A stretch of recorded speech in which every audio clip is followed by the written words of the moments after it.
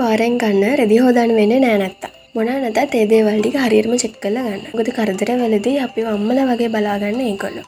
රුපියල් 60ක් 70ක් වගේ ගාණක් තමයි වෙන්නේ. මගේ අත්දැකීම් වලට අනුව තමයි මම මේ දේවල් ෂෙයා කරගත්තේ.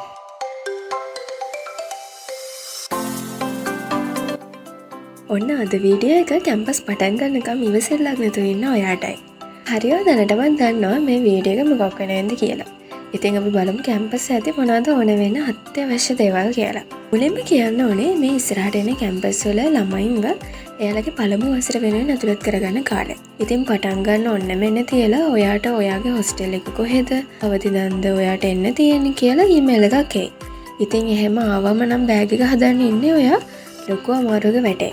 ඒ නිසා කලින්ම ටික ඔයා ගෙනියන්න ඕනි මොනවද නැත්නම් මොනවද කියලා ඩිසයිඩ් කරලා ඉන්න. මොකද ගොඩක් වෙලාවට ඔයා නන්නාඳුනන පළාතකට වෙන්න පුළුවන් කැම්පස් සිලෙක්ට් වෙලා තියෙන්නේ. එතකොට අත්‍යවශ්‍ය බඩු ඔයා ළඟ නැති වුණොත් එතනදී අසරණ වෙනවා. ඉතින් බෑග් එක ගැන කතා කළා ට්‍රැවලින් බෑග් එකක් හරිය නැත්නම් අර අම්මලා දුරගමන් යද්දි පාවිච්චි කරන බෑග් එකක් තියෙන්නේ. ඒක හරිය ඕනෙම බෑග් එකක් ඔයාට ගෙනියන්න පුළුවන්. ඒක ප්‍රශ්නයක් නැහැ. ඔයාගේ පහසුව තමයි වැදගත්. හොස්ටල් රූම් එක කීතනෙක එක ෂෙයා කරගන්න වෙයිද දන්නේ නැහැ. ඒකට ඔයා ගෙනියන බඩු අහුරගන්න ලේසි වුණොත් ඔයාට ඒක පහසුවක්. එතනදී මේන්ලි ඇත්තටම බෑග් දෙකයි රෙදි බෑග් එක අනිත් එක ලැප් එකේ බෑග් එක. ඊට අමතරව ඔයාලා වෙන ගෙනියන බඩු වල බෑග් එක.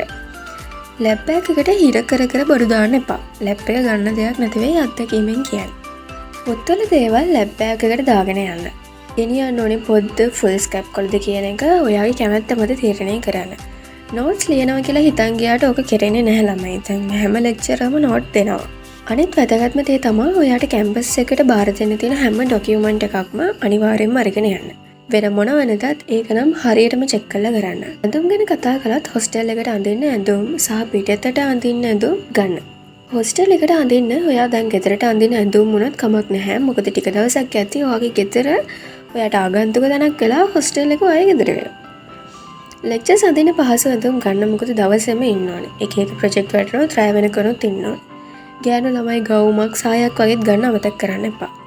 ප්‍රසන්ටේෂන් වලට ස්මාර්ට් කැෂුවල් අඳින්න ඕනේ. පිරිමි ළමයිනුත් එහෙමයි. එතකොට ඒවට ගැලපෙන්න ෂූස්, මේස්, ටයි සුදු වෙනත් ඕනෙම ගැලපෙන විදිහේ ෂර්ට් එකක් ගන්න. පවුස් එකත් එක්කම. ගෑනු ළමයි පිළිවෙලට අඳින්න ඕනේ ප්‍රසන්ටේෂන් වලට. ඒව ගැනත් හිතලා රෙඩි වෙන්න. බදුල්ල සබරගම වගේ සීතල පැත්තක නම්නේ චේසියක් අනිවාර්යෙන් ගෙනියන්න. බෙඩ් ෂීට් කොට්ට උර ගන්න. කොට්ට උර දෙකක් බෙඩ් ෂීට් 3ක්වත් ගන්න. එතකොට හොදන්න ලේසි. මොකද එක දිගටම එක බෙඩ් ෂීට් එක පාවිච්චි කරන්න බැහැරි. ටවල් එකක් ගන්න. යන ළමයි ෂීට් එකක් දෙකක් වගේ ගන්න. ලැබ් ප්‍රැක්ටිකල් තියෙනවා නම් මාස් එතකොට ෂූස් අනිවාර්යෙන් ගන්න.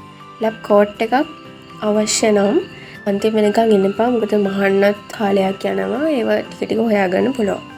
ලැබ් වල ප්‍රැක්ටිකල් කරන්න වෙන ඩිග්‍රී එකක් ගන්නවා අනිවාර්යෙන් ඔයාලට ලැබ් කෝට් එකක් ඕනේ වෙනවා. ඒ වගේම ෂූස්.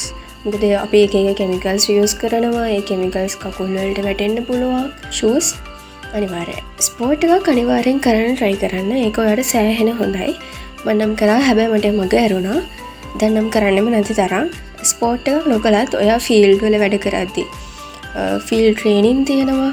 එතකොට එක සයිට් වලට යන්න වෙනවා. ඒ වගේ වැඩ කරද්දී හෝ කැම්පස් එකේ කරන මොකක් හරි ප්‍රොජෙක්ට් වලදී හරි වැදගත් වෙනවා ෂූස් එකක් වගේම බොටම්. ඒවා අනිවාර්යයෙන්ම ගන්න. යට ඇඳුම් පුළුවන් ප්‍රමාණයක් ගන්න. ඇස කාලට රෙදි වේලෙන්නෙම නැහැ. ඉතින් නෑ කියලා ලෙක්චර්ස් නොගෙන් ඉන්න බෑනේ. ඒ නිසා යට ඇඳුම් 4ක් 5ක් අනිවාර්යෙන් ගෙනියන්න. අපේ කැම්පස් එකේ හොස්ටෙල් එකේ නම් මුණු වතුර දුන්නා. උදේටත් දෙනවා, හවසටත් දෙනවා.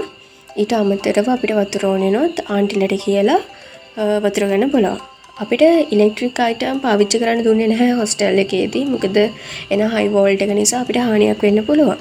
අපේ සමහර යාළුවන්ගේ හෙයාර් ඩ්‍රයර්ස් වගේ ඒවා පාවිච්චි කරන්න බැරි තත්ත්වයට ආවා. මල්ටියක් ගෙනියන්න පුළුවන්. අයන් එකක් එහෙම. ඒව ගෙනියද්දී ඔයාලා රූම් එක ෂෙයා කරගෙන යාළුවෝ එක්ක කතා කරලා ගෙනියන්න. රූම් එකේ 4ක් වගේ නම් ඉන්නේ. 4 දෙනාටම අයන්න ඕනේ නැහැ. එතකොට එක්කෙනෙක් අරගෙන ගියම ඇති. රූම්මේට්ස්ලා එකමතුව ඉන්න බලන්න. ඒකේ බෙනිෆිට්ස් ඔයාටම තේරෙයි. මොකද අපේ අම්මලා අපිව කැම්පස් එකට දැම්මට පස්සේ එයාලා අය අපි ළඟ නැහැ. ඒකට අපිව බලාගෙන දෙමෝපියෝ වගේ ඉන්නේ අපේ ළඟම ඉන්න යාළුවෝ ටික.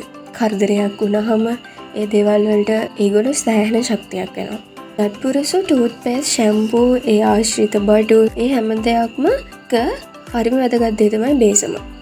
රෙදි හෝදන්න වෙන්නේ නැහැ බේස්මක් ගත්තේ නැත්තම්. ඒක නම් තමන්ට එකක් අනිවාර්යෙන් තියාගන්න.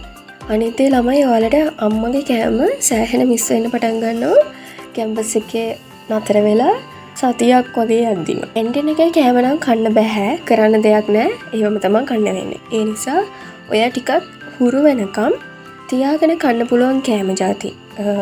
උදාහරණයක් විදිහට මාළුවෙන් බුල් තියල්, එක බයිට්, අච්චාරු, එතකොට බැදුම් වගේ දේවල් ඒව ටිකක් කල් තියාගන්න පුළුවන්. ඒ වගේ දේවල් අම්මට කියලා අම්මගේ අතින්ම හදාගන්න. අනිත් දේ තමයි බෙහෙත් කිනියන්න. ඔයා ඉන්න පරිසරය මාරු වෙද්දී එක එක ලෙඩවල් එනවා. මොකද අපි බොහෝ දුරට අපි පුරුදු පරිසරයකට නෙමෙයි මේ යන්නේ. උණ හෙම්මිරිස්සාව කියන එක තමයි ප්‍රධාන වශයෙන්ම හැදෙන්නේ. ඉතින් ඒකට ගැලපෙන්න ඔයා සාමාන්‍ය එදිනෙදා ජීවිතේදී පාවිච්චි කරන සමහන් පැනඩෝල්, එතකොට කසාය, ඒ වගේ තව පාවිච්චි කරන මොනවා හරි බෙහෙත් වර්ග තියෙනවා නම් ඒවා වගේ දැනුමේ හැටියට පාවිච්චි කරන විදිය අනුව ගෙනියන්න මතක කරන්න එපා. ඔයාලා තේ හැම හදන් බොන්න බලාපොරොත්තු වෙනවා නම් තේ කුඩු, සීනි, පිටි, කෝපි වගේ දේවල් දාන්න චුටි බෝතල් ගෙනියන්න. මේ වගේ බෝතල් මේවා එච්චර ගාණක් වෙන්නේ නැහැ. රුපියල් 60ත් 70ක් වගේ තමයි වෙන්නේ. පිකන් කෝප් අනිවාර්යෙන් ගෙනියන්න. ජස් ගෙනියන වතුර බෝතලයක් ගන්න. ඒ වගේ මොල්ලට රැඩ චුටි බඩගින්නක් ආවත් නෝටිස් එකක් වගේ හදාගන්න. හොඳට සීල් කරලා වහන්න පුළුවන් කැම් පෙට්ටියක් ගෙනියන්න. මම මේ කතා කරේ මගේ අත්දැකීම් එක්ක වැදගත් වෙයි කියලා හිතන දේවල්. ඉතින් මම බොඩි ලිස්ට් එකත් පල්ලෙහා ඩිස්ක්‍රිප්ෂන් එකේ දාලා තියෙන්නේ. වීඩියෝ එක ප්‍රයෝජනවත් වෙන්නද කියලා හිතනවා. යාළුවන්ටත් ෂෙයා කරන්න. එහෙනම් ඔයාලට සුබ අනාගතයක්.